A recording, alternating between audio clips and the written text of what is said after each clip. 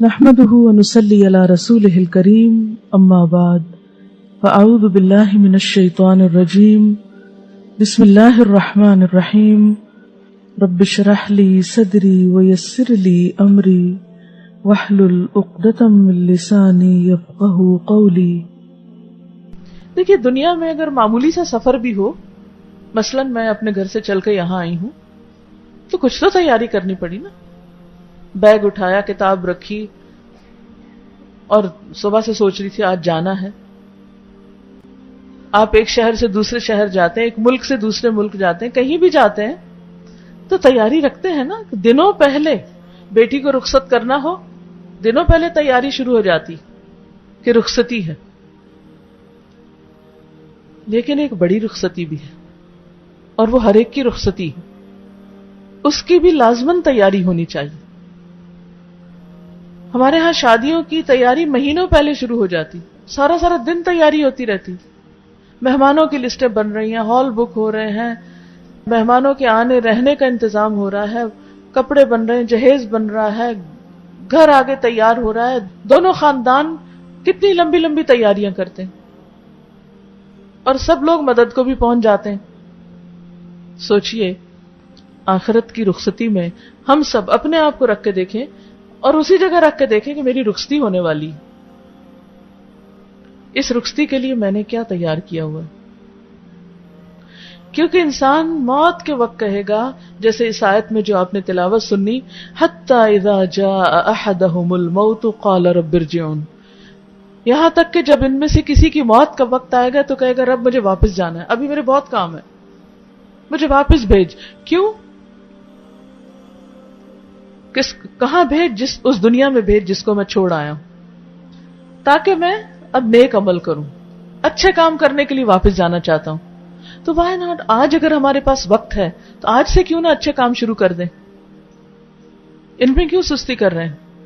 نیکی کے جو بھی مواقع ملے، خیر اور بھلائی کے، ان میں وقت کے ساتھ ساتھ اضافہ ہونا چاہیے، کمی نہیں ہونی چاہیے۔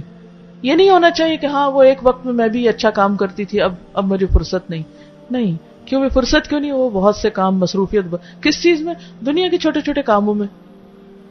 شیطان ہمارا دشمن ہر وقت ہمیں آخرت کی یاد بھلواتا رہتا ہے، لیکن اللہ سبحانہ وتعالیٰ نے قرآن مجید میں پیغمبروں کی خاص خوبی یہ بتائی ہے کہ وہ ہمارے پسندیدہ کیوں ہیں۔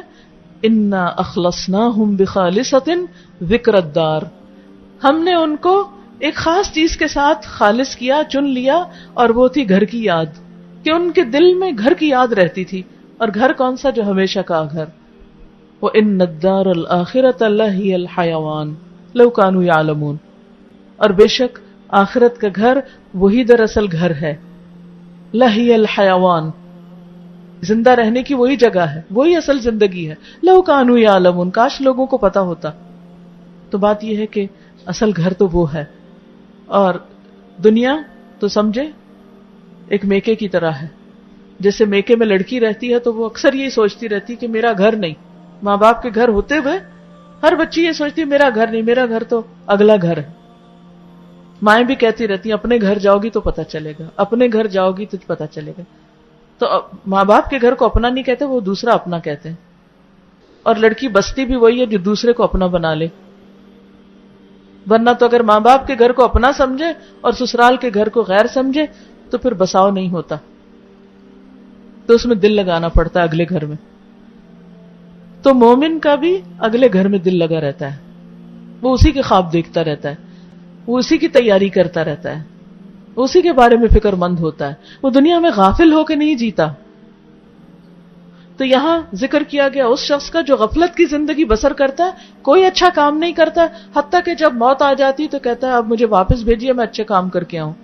تو اللہ تعالیٰ کا جواب کیا ہوگا؟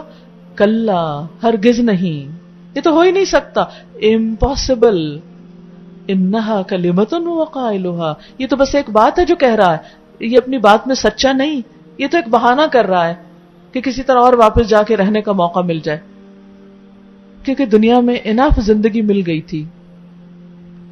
اولم نعمرکم ما یتذکر فیہ من تذکر، کیا ہم نے تم کو اتنی زندگی نہ دی تھی کہ نصیحت پکڑنے والا وہاں نصیحت پکڑ لیتا؟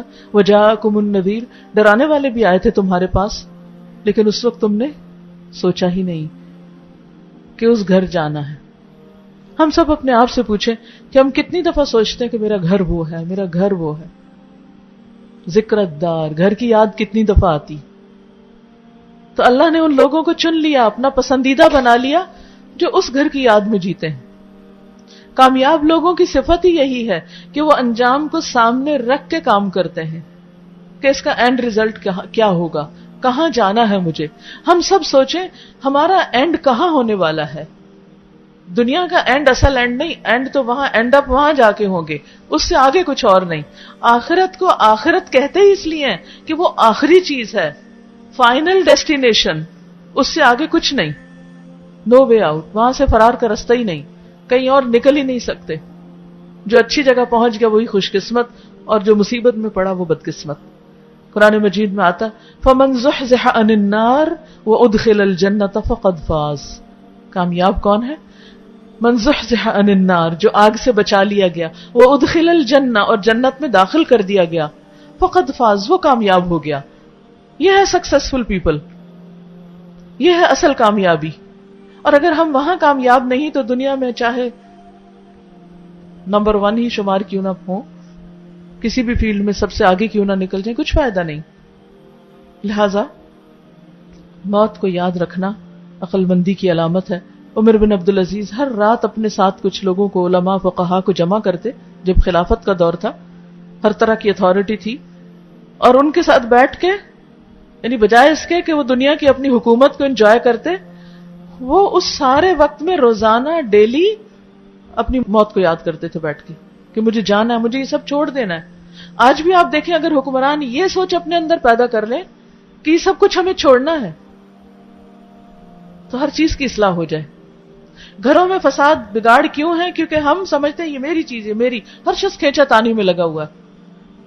ہم سرونٹس پہ کیوں ناراض ہوتے ہیں؟ کس بات پہ ناراض ہوتے ہیں؟ رشتہ داروں سے، بہن بھائیوں سے، قریب والوں سے میری تیری پر اکثر جھگڑے ہوتے ہیں نا، کیونکہ اتنا وہ ایک سینس آف پوزیشن ہے کہ یہ سب کچھ میرا ہے، لیکن ہم جائیں گے تو خالی ہاتھ، کچھ بھی میرا نہیں ہوگا، سب چھوڑ کے جانا ہے.